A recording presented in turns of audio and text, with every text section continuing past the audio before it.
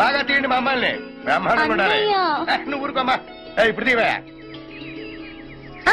ఆగండి ఆగండి, ఇప్పుడు తీయండి. నన్ను కూడా బాగా తీయండమ్మా. Congrats to you. You both are the toppers in the MCET examination. How do you feel? I feel really happy and very exciting. They are the real moments in our life. ఏమో తెలుగులో అడగచ్చు కదా, మేము కూడా ఆనందిస్తాం. సరే, ఒక మారుమూల గ్రామంలో ఉంటూ ఏ కోచింగ్ లేకుండా విజ్ఞాన్, వికాస్, నారాయణ, చైతన్య లాంటి ఇన్స్టిట్యూషన్స్ ని కూడా బీట్ చేస్తూ ర్యాంకులు తెచ్చుకోవడం ఆషామాషి కాదు. ఇదెలా సాధ్యం? మా అమ్మ, మా అన్నయ్యల వల్ల సాధ్యమైంది. ఇదంతా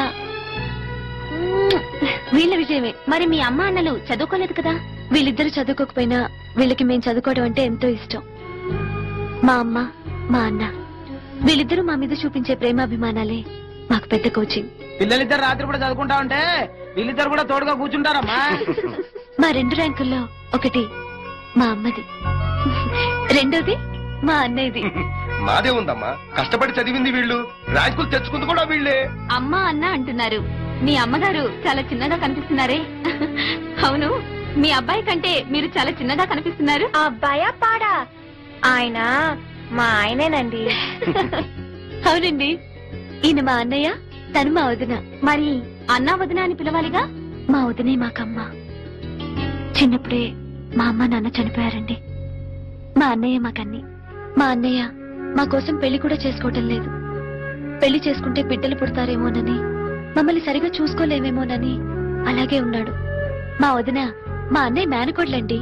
మా అన్నయ్య అంటే చచ్చేంత ఇష్టం. మా కోసమని మా అన్నయ్య తన్ని పెళ్లి చేసుకోడేమోనని వాళ్ళ ఇంట్లో వాళ్ళకి తెలియకుండా హాస్పిటల్కి వెళ్లి పిల్లలు పుట్టకుండా గర్భసంచి తీయించేసి మా అన్నయ్య దగ్గరకు వచ్చేసిందండి. అంత త్యాగమూర్తి అండి మా వదిన.